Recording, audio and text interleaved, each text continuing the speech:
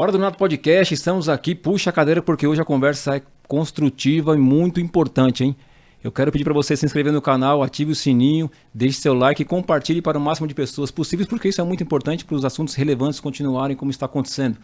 Agradecendo aos nossos patrocinadores, Pizzaria e Pastelaria Castelo Azul, que fica na rua Pedro Marcos Simone, número 76, no centro de Ribeirão Pires, JRB Shop, JR Oil, Águas Olímpica, entre outros que eu vou falar daqui no decorrer, porque são muitos. Você vai encontrar todos aqui embaixo na descrição do vídeo, tá certo? Com @ e endereço. E hoje, tendo o prazer e o privilégio de receber Núbia Ramalho, ela que é psicóloga, muito bem-vinda. Boa noite, obrigada. Nós vamos falar muito sobre TDAH, depressão, ansiedade. Isso. Estamos no Setembro Amarelo, não é isso? Isso mesmo. Você está nessa carreira já há um tempinho, certo? Já tem 12, 13 anos. 13 anos de carreira, mas até chegar nesses 13 anos de carreira consolidada, com um trabalho fantástico que você faz, teve toda uma trajetória.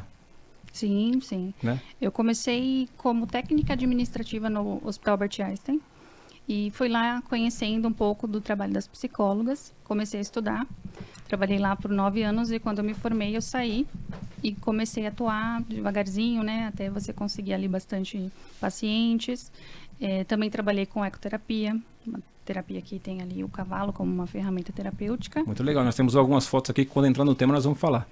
Mas antes de chegar nesse ponto, Núbia, vamos dizer assim, na época da escola, que a gente está estudando, a gente já praticamente se formando, já tem um norte do que vai seguir. Naquele momento você já sentia no coração e sabia que você ia para a psicologia ou foi no meio do caminho que aconteceu? Não, eu queria uma carreira que acrescentasse algo no mundo, né? Que fizesse a diferença. E foi ao longo ali do trabalho mesmo, conhecendo as psicólogas ali dentro do Hospital Albert Einstein, que eu pude ver de perto o sofrimento, né, emocional e a diferença que a psicologia faz na vida das pessoas. E aí foi ali que eu tive a certeza do que eu queria. Ah, muito legal. E começou 13 anos atrás, conhecendo algumas histórias, porque não deve ser fácil, né? Você conhecer histórias e ter que ter os gatilhos para ajudar as pessoas. Muitas histórias já passaram, não tenho nem como contar. A maioria é depressão? A maioria que passa no consultório é ansiedade e depressão. Esse é o carro-chefe da psicologia. Mas o caminho das histórias são parecidos? É porque perdeu um ente querido? É porque... Não, são diversos, né? Uma mulher que não consegue engravidar, ou porque perdeu um bebê, perdeu um emprego, ou perdeu um membro, né, num acidente, perdeu um familiar.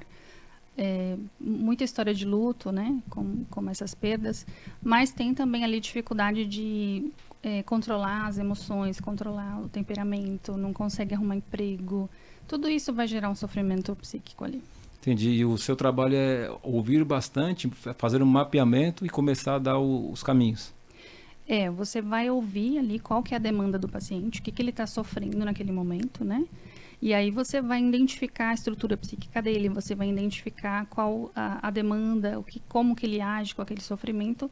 E aí vão aparecendo outras queixas, porque eles chegam com uma queixa, né, que às vezes não é a queixa central. Aí vai aparecendo ao longo da intimidade que ele vai criando com você, vai aparecendo outras coisas. Você comentou comigo aqui nos bastidores que você fez teatro também. Sim, sim. Fiz teatro. Eu comecei para aprender ali o psicodrama, que é uma vertente da psicologia.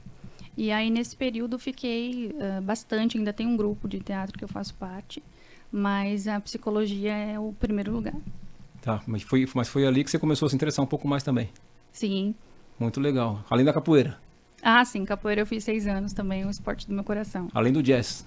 Jazz também. A gente precisa ter esses hobbies para poder ter um escape aí, porque a demanda é bem pesada no consultório. Perfeito, por isso que eu perguntei. Então, o profissional ele tem uma demanda grande, a carga não é leve. Sim. E é nesse momento que consegue dar a válvula de escape. Sim, ali você tem que ter esses momentos de autocuidado, né? Então, uma massagem, um hobby que você tem, você passear na natureza, estar em contato com o natural, isso ajuda muito a recuperar as energias. Muito legal. Você trabalhou um tempo no SBT também? Sim, fazia ali figuração, fiz SBT e fiz algumas coisas na Globo também. Ah, muito legal. E agora focada no trabalho. Então, nós falamos aqui sobre depressão, que tem esses assuntos que você falou que levam as pessoas a ficarem tristes, né? Sim. E o psicológico abalado. E às vezes, igual você falou, qual o motivo? Elas não sabem dizer o porquê. Então, você vai ajudar ela a identificar qual é o motivo, porque às vezes ela chega falando, mas eu tenho tudo, né? E eu não sei por que que eu fico assim. Não me falta nada. E ela não sabe dizer o porquê que ela tem aquela depressão, porquê que ela tem aquela tristeza.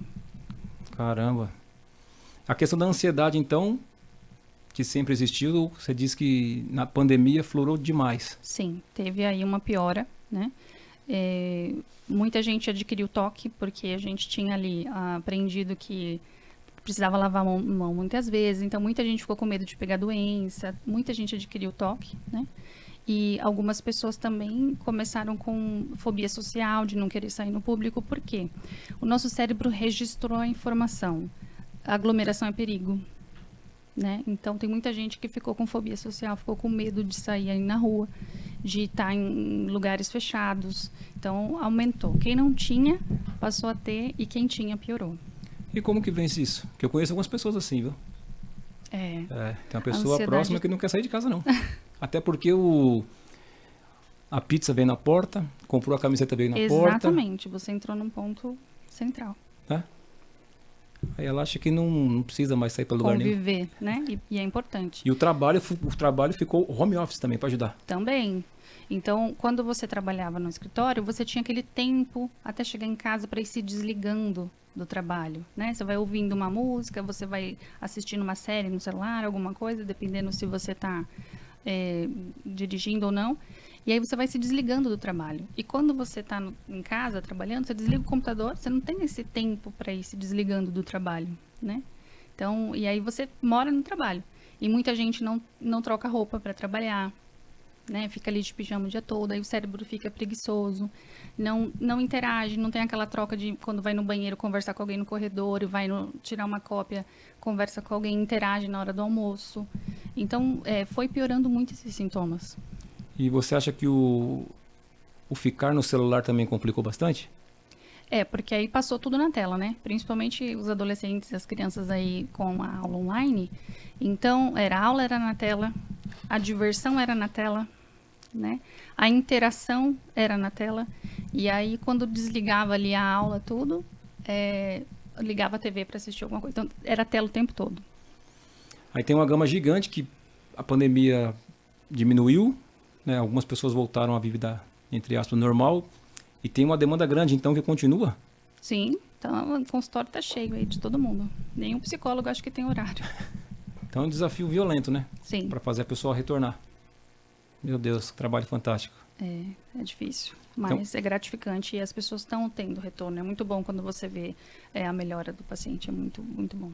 E aí é de cada paciente para começar a recuperação. Sim, uns mais longos, outros não. Cada um tem seu tempo, né? Então não tem ali a receita de bolo.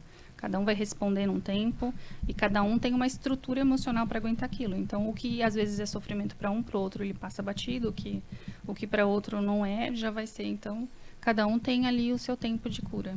E aí vocês têm um trabalho então fantástico de mapeamento de perfil, né? Sim, tem a resistência também, né? Tem paciente que resiste ao medicamento, que resiste à própria terapia. Ele vai lá, ele quer debater com você, ele quer se defender, né? Então, é um trabalho difícil.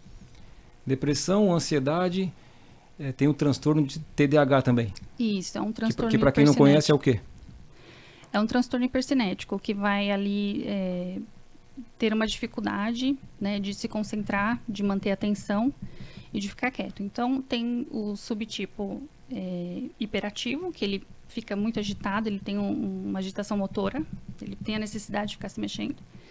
E tem o desatento, né, que tem dificuldade de se concentrar. E tem o combinado, que é os dois, é desatento e hiperativo. Ô, louco. Sim.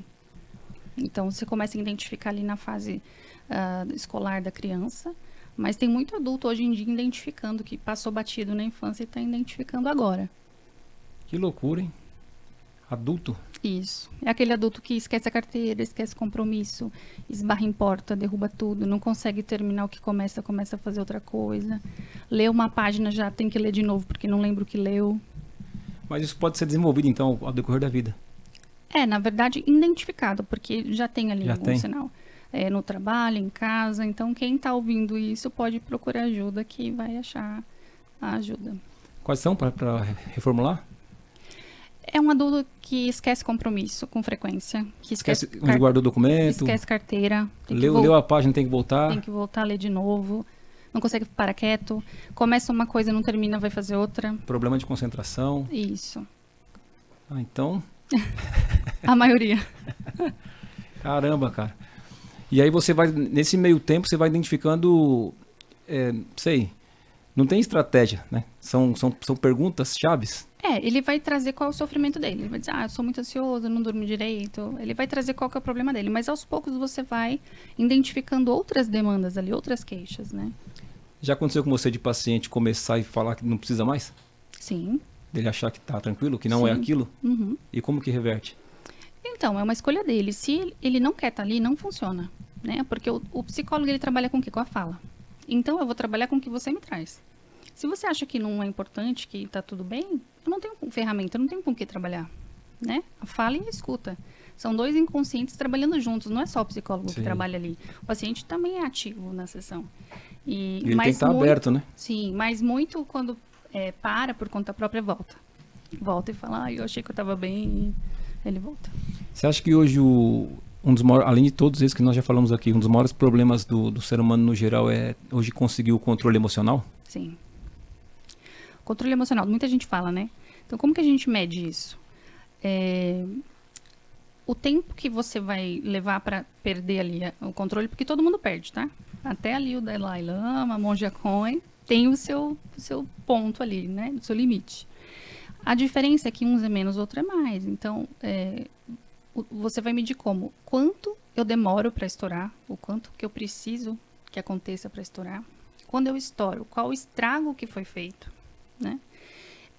O quanto tempo eu fiquei estourado, quanto tempo eu demorei para voltar, entende?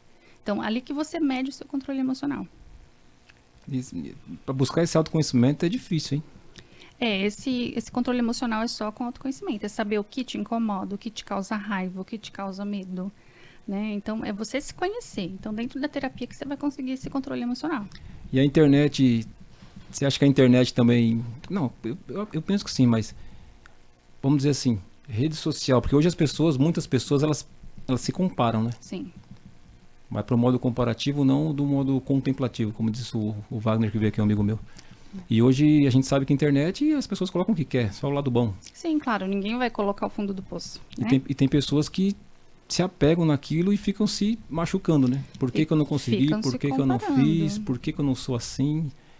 E isso vai definhando também. Gera mais ansiedade, né? E na verdade não é aquilo, né? Então é mostrado só o que quer. Uma vez tinha um casal de amigos almoçando e eles estavam com um bebezinho, tiraram a foto ali antes do prato chegar, bonitinho, e postaram.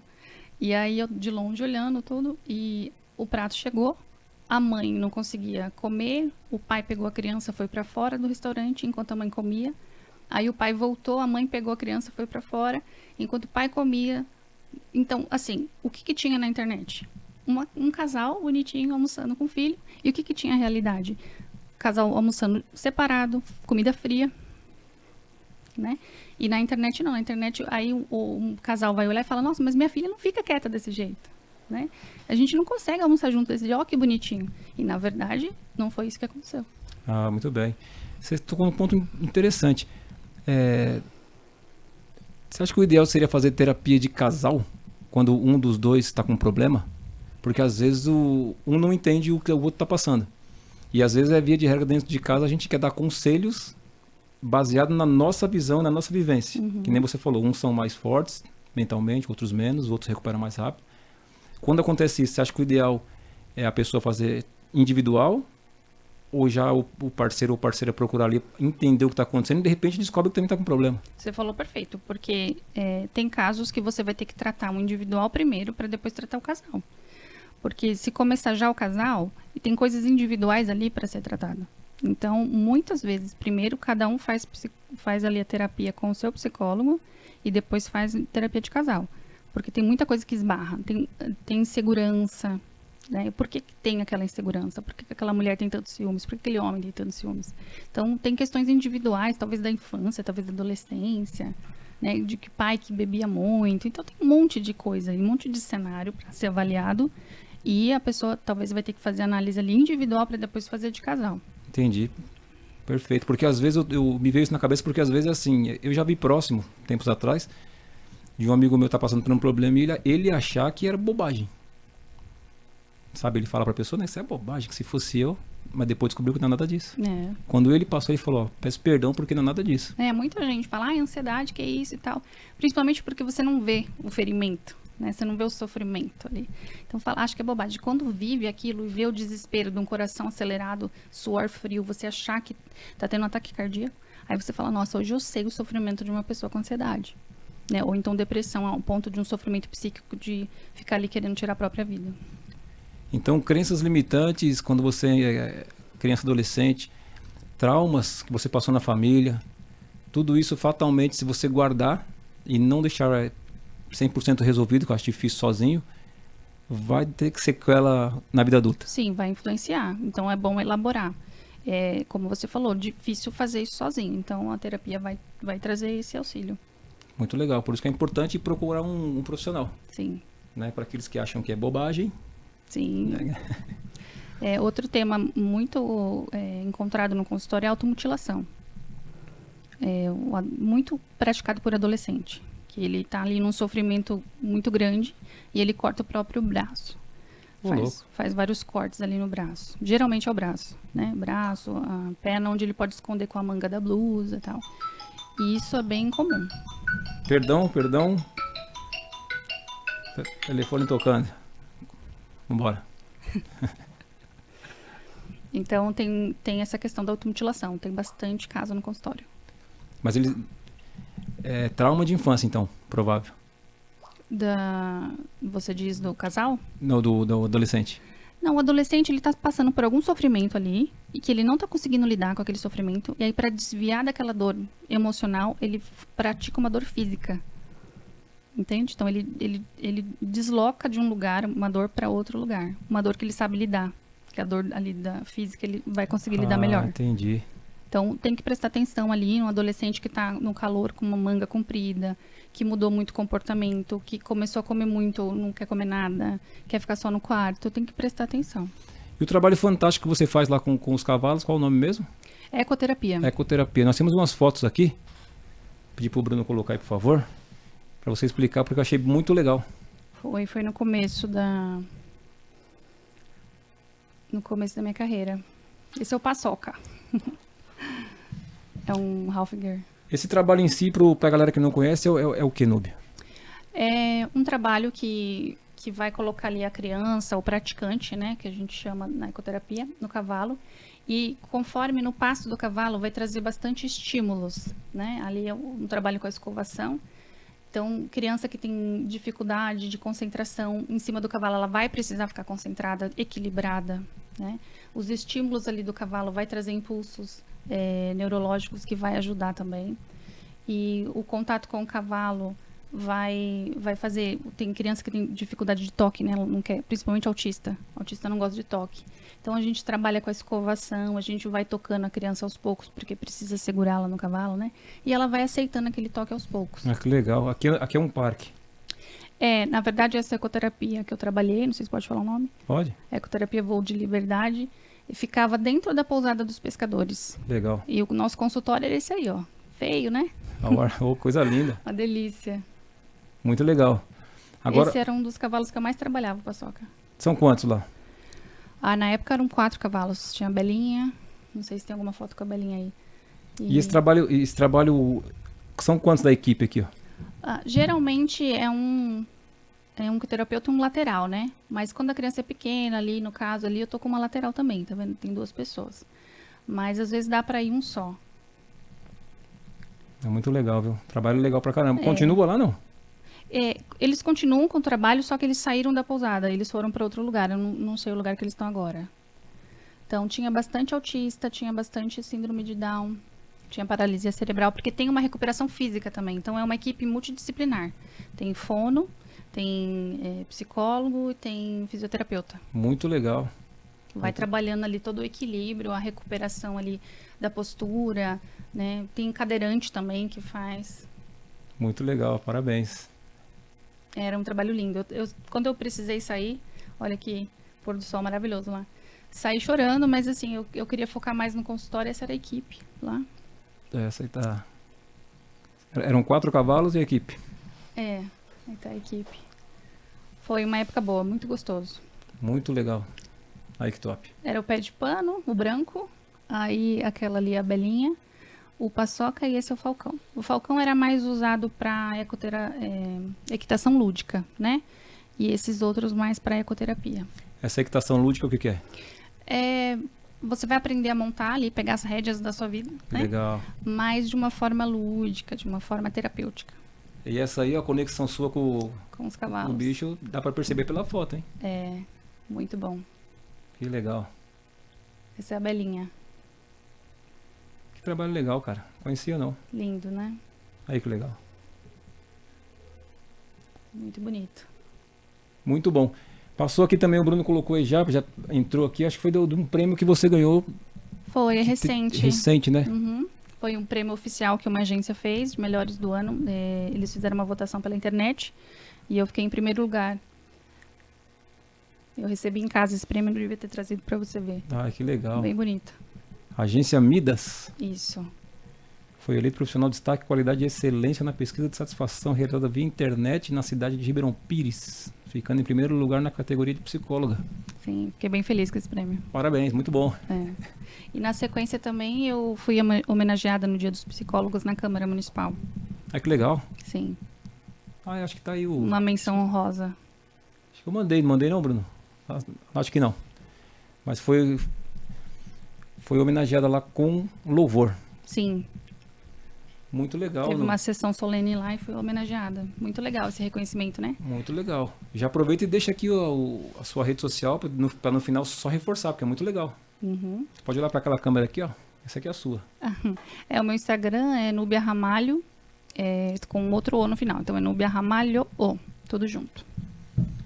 Legal. E você comentou ele também que tinha procura de autistas também, né? Sim, autista. Tem grande procura.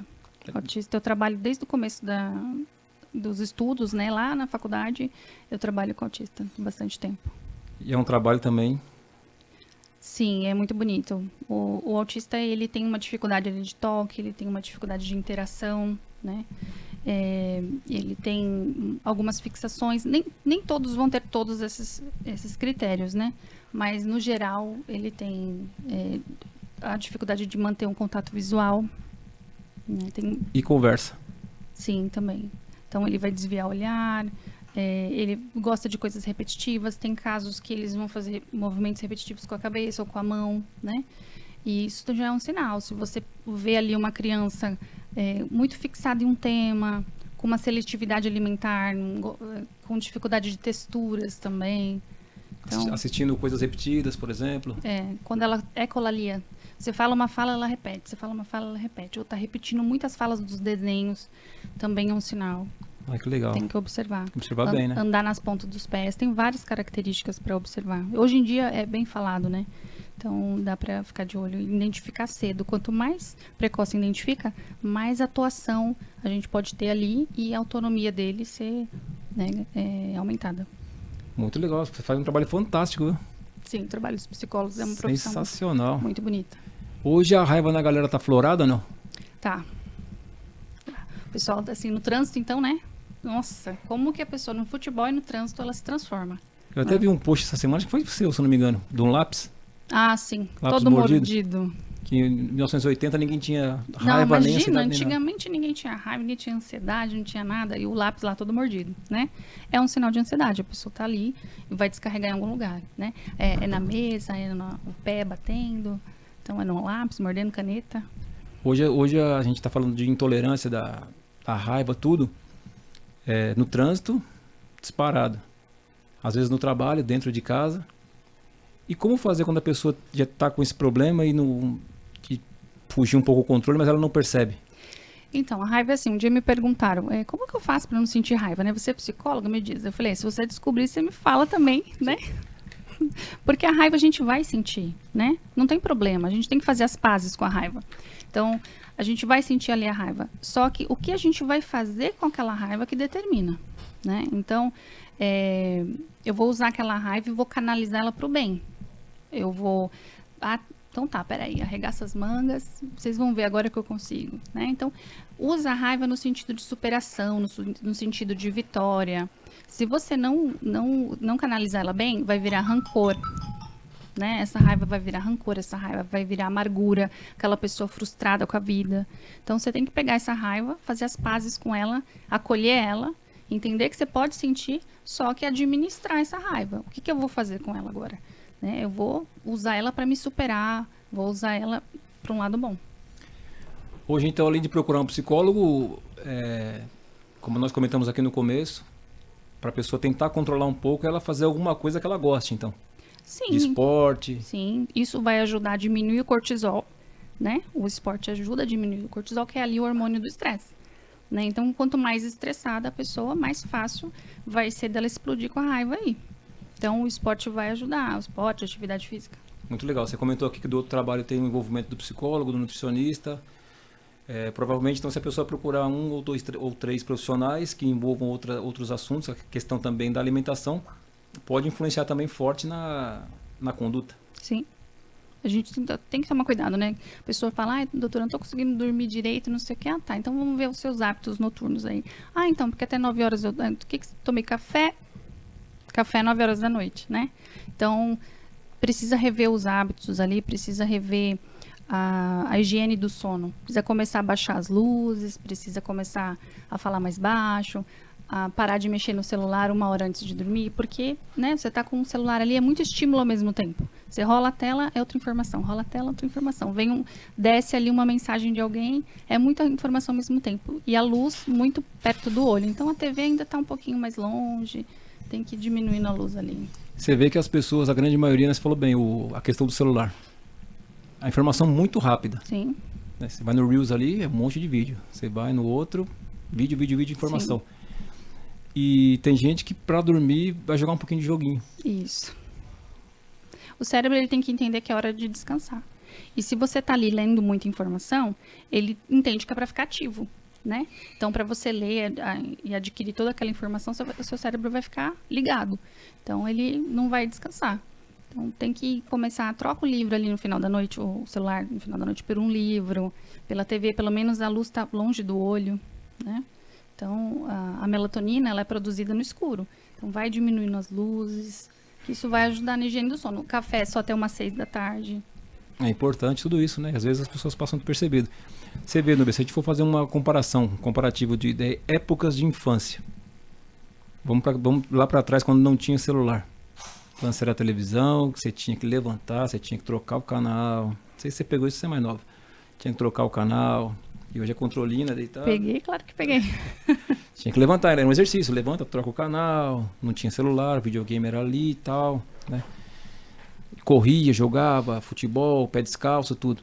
As coisas foram andando e foram mudando muito. Sim. Hoje, nessa geração da internet, eu vejo crianças aí de 3, 4 anos sabendo mexer no celular melhor que a gente às vezes. Sim, com certeza. Eles não têm tempo de ter a criatividade que a gente tinha, né?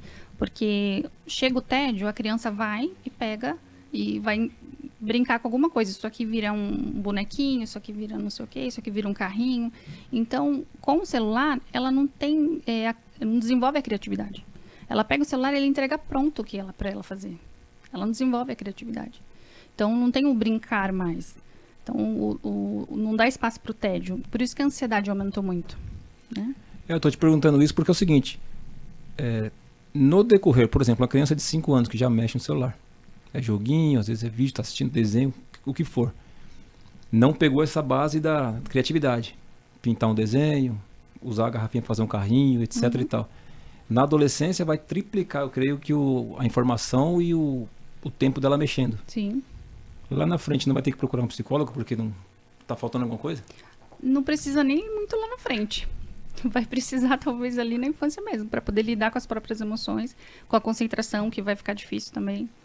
Hoje uma dica para os pais, então, é que a gente sabe que não dá para fugir muito de internet. Não, sim, tudo. É uma coisa que... Mas é que, claro, dentro do tempo de cada um, da condição, tentar trazer, resgatar e jogar para eles a parte lúdica da coisa. Isso, tem que limitar, né? Dependendo da idade da criança, 2 horas por dia no máximo de celular. Isso pode ser dividido ao longo do dia.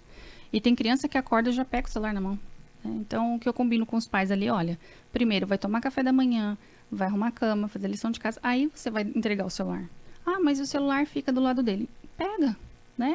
Ou então põe um controle ali, o Family Link, aqueles controles parental, né? Onde você, do seu celular, consegue bloquear o celular dele. E não dá pra criança chegar, acordar e já pegar o celular. Não toma café da manhã, não faz nada, já pega o celular. Então tem que ter limite de tela, tem que ter, cada idade tem ali o seu limite, né? Os mais pequenininhos ali são 2 horas. E tem criança que fica o dia inteiro com o celular, não tem limite. Eu vi um caso esse tempo atrás na TV, de uma pessoa que estava relatando que ela dorme, aí acorda meio com ansiedade, acordando já. Aí pega o celular e quando vem mensagem no aplicativo de mensagem, o coração dispara. Tem que ler, não pode ficar notificação ali, né? Caramba, cara. Não, ele ativa as mesmas regiões que uma droga ativa. Ô, louco. Sim. Então tem que acordar e deixar o celular, tipo, pegar uns 15 minutos depois. O próprio adulto já tem dificuldade de se autorregular, imagina a criança. Né? Então tem que ter ali uma regra, tem que ter uma disciplina, porque senão ele não vai se autorregular. Ele vai querer mais e mais. Aquela pessoa então que recebe uma mensagem, tipo assim, clássica, né? Preciso falar com você. A ansiedade já vai lá em cima, né? E que ela não aguenta, ela já liga.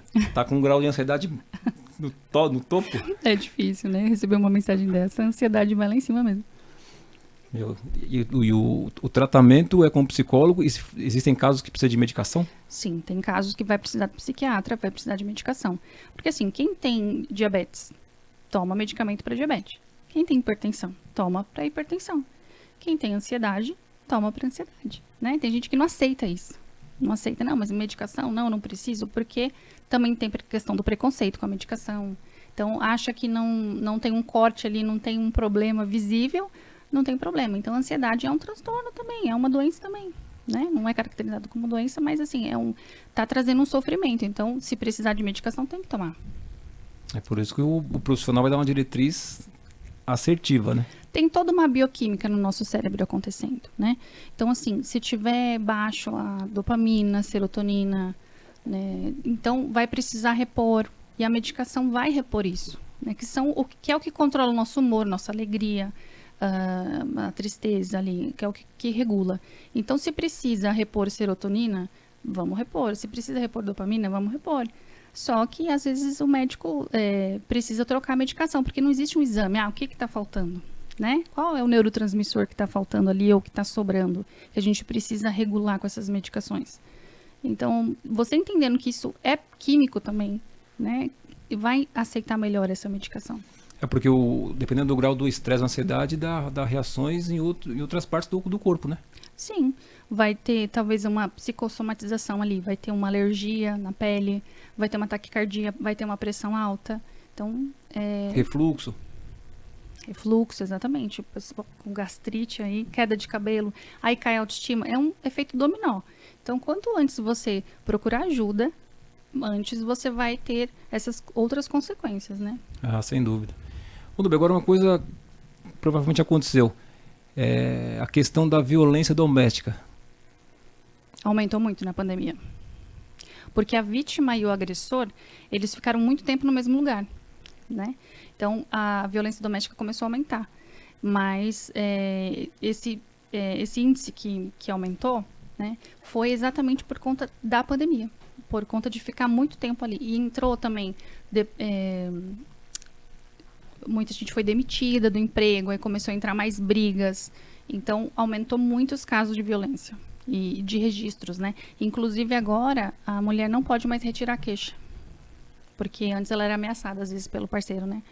A ir lá e retirar a queixa. Então, agora, uma vez que ela dá, não pode mais retirar. Entendi. Então, a convivência aumentou porque ficou mais tempo junto. Sim. Provavelmente, quando mexe no financeiro, já complica bastante. Sim. Pessoas foram demitidas, muita gente foi demitida. Aí gera brigas no casal também. Mas agora, entre aspas, pós-pandemia, equalizou ou continua? Eu não sei os dados recentes, mas como agora todo mundo pode sair de casa, provavelmente deve ter diminuído isso, mas na pandemia subiu muito. É porque todo mundo ficou muito recluso, né? Você não podia fazer nada. Não. Não jogava bola, não ia pra show, não trabalhava. O nível de divórcios também aumentou, né? Porque ficou muito tempo ali. Então, quem trabalhava muito e não prestava atenção nos problemas do casal, junto ali todo dia começou a ficar mais evidente. E hoje uma pessoa que, se por acaso ela tá vivendo tranquila, e ela sozinha faz uma auto-reflexão e ela imagina que ela possa ter algum desses sintomas. O ideal é procurar o profissional. Ou não se olhar no espelho e fazer uma auto-reflexão e se automedicar com o próprio pensamento. Não, ela vai precisar de ter uma orientação aí efetiva, né? Uma orientação do profissional, porque senão ela vai... Tem muito diagnóstico... A gente, às vezes, tem dificuldade de identificar, porque tem diagnóstico que é muito parecido. Nesse caso, tem ansiedade, nesse caso, tem depressão. Então, o transtorno borderline, o transtorno bipolar. Então, tem muitas características parecidas, né? E aí ele pode estar confundindo ali. Imagina, se o profissional já tem, às vezes, uma dificuldade de identificar, imagina você sozinho. Então, tem que procurar ajuda e receber orientação. Como é que funciona o transtorno bipolar, para quem não sabe? As pessoas sabem que, tipo, imagina assim, é bipolar por quê? Porque tá feliz e ficou triste. É basicamente isso, né? Ele tem ali uma oscilação de humor, né? Tem hora que tá com uma melancolia muito grande e tem hora que tá com uma excitação, uma alegria muito grande. Então, mas tem outras características que você precisa olhar, né? Tem a ansiedade, tem a depressão, ele pode, de repente, ser compulsivo numa compra, né? Ele vai lá e compra 3 sapatos da mesma cor, isso já é já é um indicativo. Começa a pagar bebida para todo mundo, é um indicativo também. Então tem muita coisa que precisa avaliar. Eu tô perguntando porque eu conheci tem um conhecido meu de tempos e ele foi fazer um tratamento com psicólogo, né? Chegou a definiu que tinha que ir, mas antes de ir ele falava assim, o pessoal fala que eu sou bipolar, mas não sou bipolar. É que eu tô aqui feliz, mas eu já percebi uma atitude daquela pessoa ali que eu não gostei, eu já não quero falar muito com ela e fico na minha. Quando ele foi fazer, não era bem isso. Mas na cabeça dele era isso. Eu tô feliz com você. Você fez uma coisa que me desagradou, já mudei com você. E era assim, ó. Como ele sempre teve esse padrão, pra ele achava que era normal. Ele falava assim, eu sou observador. É só isso. Mas quando procurou o profissional, descobriu que não era. E é difícil, né? É importante as pessoas buscarem ajuda, porque o convívio em volta começa a ficar difícil. Você vê que pessoas perdem emprego por isso também. Não consegue obedecer um chefe, já começa a ter comportamentos ali que vai comprometer a vida dele. Você falou do chefe, eu lembrei de ambiente de trabalho. Hoje é importante ter um trabalho igual o seu dentro de empresas também? Sempre foi, né? Mas depois da pandemia aumentou também? Com certeza. Eu acredito que as empresas estão buscando mais isso hoje. Porque hoje tem o trabalho do psicólogo, mas eles também buscam um trabalho de mentoria, tem trabalho do coaching. Sim. É que ainda tem muito lugar que só se preocupa com a depressão no Setembro Amarelo, né? Então agora você está ouvindo muito falar de depressão. Só que a gente tem essas coisas acontecendo o ano todo, né? Então, mas tem empresa já um pouco mais preocupada, principalmente depois da pandemia, em dar um suporte emocional para o funcionário. Mas como é que funciona? Eles te contratam, contrata o psicólogo, ou primeiro, sei lá, o RH detecta que o funcionário está caindo de produção, ou que está muito quieto, ou que está muito briguento e procura para se fazer um trabalho? Tem empresa que não tem um profissional ali, mas ele vai identificar algum comportamento diferente, manda para a medicina do trabalho, a medicina do trabalho vai encaminhar. Né? Mas tem casos aí que o funcionário, uma vez por mês, passa no psicólogo da empresa. Só que é complicado ali, né? Então, o ideal seria encaminhar, porque talvez ele não vai querer falar tudo, tem medo de repente, que aquilo seja aberto, né? Então, eu acredito que uma psicoterapia mesmo, individual, é fora da empresa. Ali é um controle de danos, vamos dizer assim. É porque tem empresa que, infelizmente, pensa só no resultado, né? Sim. Só na entrega. Mas, às vezes, isso também é um comportamento de preocupação com a entrega, porque se o funcionário está bem, ele vai render mais. Então, é uma via de mão dupla. Ele está fazendo bem para o funcionário, mas, por outro lado, vai ser bom para ele. É porque é difícil, né? Por exemplo, a gente escuta assim, o que é o certo, eu acho. Saiu da empresa, foi para casa, entrou na porta da empresa, fica, dentro de casa outra coisa, e vice-versa. Só que para ter esse eixo e deixar equalizado não é fácil. Sim, não. Tem alguns pacientes que eu falo, imagina ali uma malinha, você colocando os problemas do trabalho dentro da malinha e deixa ela lá, deixa a caixinha lá. Quando você acordar de manhã, você pega essa caixinha de novo. Porque não adianta você ficar ali perdendo sono, sem dormir, né? Ou vai ficar em casa ali pensando nas coisas do trabalho. Então, visualiza essa caixinha, põe os trabalhos ali, os problemas, e de manhã você pega e abre essa caixinha. Existem reclamações também na questão de reclamações, acho que internas das próprias pessoas. Eu converso com bastante gente também, na questão profissional, de cada 10, 8 estão insatisfeitas com o que trabalham. Ah, sim. Estão descontentes. E aí ela junta o descontentamento com o trabalho, o sonho que não realizou, aí olha para a rede social e vê que o outro está andando e ele não está, e aí vai tomando uma proporção que vai chegar nesse ponto que nós falamos aqui, que pode ser raiva, depressão, desequilíbrio emocional. Sim. A nossa vida, ela tem... pensa no equilíbrio de pratos ali no circo, lembra? Então, assim, a gente tem várias áreas, né? A gente tem uma bandeja aí. A familiar, a conjugal, a social, a financeira, né? A saúde. Então, a gente tem várias áreas para trabalhar. Então, se tem uma, se perdeu um emprego, né? A gente tem que socorrer essa área. Perdeu um namoro, a gente vai tratar o emocional ali, aquela dor, aquele luto ali. Então, a gente tem que equilibrar. Tá? Tem que dar atenção para a família, tem que dar atenção para o filho, tem que dar atenção no trabalho. Então, a vida não é só trabalho, a vida não é só lazer, é o equilíbrio de tudo isso. Muito bem, porque às vezes é difícil também, né? Eu estava até conversando com um amigo meu, filho dele, porque ele estava comentando. Pô, pai, ontem eu me olhei no espelho, ontem eu tinha 8 anos de idade. Hoje eu me olhei no espelho, eu tô barbudo e tenho meu filho. E a dor parece que foi assim, ó. Passa muito rápido. A minha preocupação era jogar bola, vim para casa. Hoje não, tem que trabalhar e o meu filho tá me esperando, porque daqui para frente, até onde eu puder, ele vai ter que... É por mim. Uhum. E eu senti que ele tava meio confuso. É um conflito de emoções e sensações também, né? De repente ele se deu conta do tempo que passou e aí faz uma reflexão. A terapia ajuda nisso também. Não é só quem tá com esses problemas, né? A identificar, eu tô no caminho certo, eu quero mudar esse caminho ou não, o que eu posso fazer para melhorar a minha qualidade de vida? Ela vai ajudar nisso também. E aí ele tem uma base boa, mas, né, de família, que vai te dar um norte. Você acha que se não tiver uma base boa, um gatilho desse desvirtua um pouco os pensamentos? A estrutura familiar ali, a família bem estruturada, ela vai ajudar você a enfrentar esses momentos mais difíceis. Porque todo mundo, a vida de ninguém é mar de rosas, ela é alto e baixo. E quem tem a família desestruturada, né, quem teve uma criação desestruturada, vai enfrentar mais dificuldade. Então, igual você falou, quem tem ali a família fica mais fácil. Quem foi estruturado fica mais fácil. Desestruturou, vai ser um pouco mais difícil de enfrentar isso. Entendi. Então, o desestruturado vai procurar mais cedo ajuda. Vai. Deve, né? Não é uma regra. Nem todo mundo a gente vê aí que às vezes a gente faz terapia para lidar com quem deveria estar fazendo terapia. Ô, louco. Tem muita gente que precisa e não faz.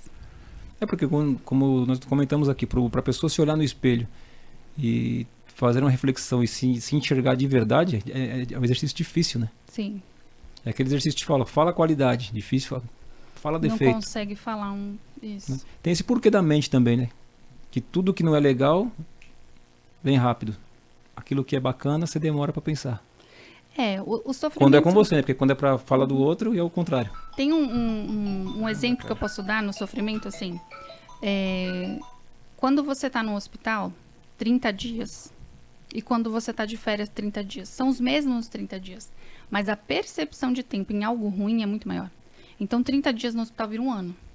E 30 dias de férias passa muito rápido. É que nem música, né? Aquela música que você gosta de ouvir, parece que ela acaba assim. Não tão legal. Então, a percepção de sofrimento, né? A percepção de tempo no sofrimento, ela é maior.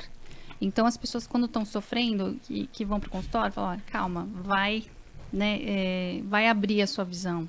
Vai ter cor de novo na vida. A percepção hoje é que esse tempo não passa. A percepção é que está longo, mas vai passar. Então, vamos achar o caminho dessa luz de novo, juntos, e mostrar que ela não está sozinha. Né? Muito legal.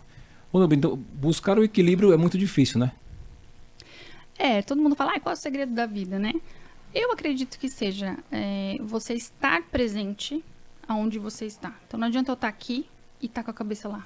Tá no trabalho, tá com a cabeça em casa. Tá em casa, tá com a cabeça no trabalho. Um dos segredos da vida é você estar, né, a sua mente estar onde você está. E manter o equilíbrio de todas essas áreas da vida, como eu te falei. Então, equilibrar esses pratos aí. Né? A área familiar, o lazer, o trabalho. Você equilibrar a sua saúde. Porque não é fácil, né? A gente às vezes pensa assim, nessa questão de ansiedade e tudo. Eu não era assim. Aí despertou. O voltar é difícil, porque uma coisa você fica pensando, uma coisa é voltar quando você era mais jovem, outra coisa é voltar quando você está um pouco mais vivido. Uhum. E aí, equalizar, usando essa técnica, é fantástica. Agora, conseguir... Então você vai adquirir ferramentas dentro da terapia para conseguir. Então tem que buscar terapia. Tem que buscar terapia. Muito legal. Ô, Núbia, deixa suas redes sociais, né, do consultório, se quiser, a sua, pessoal.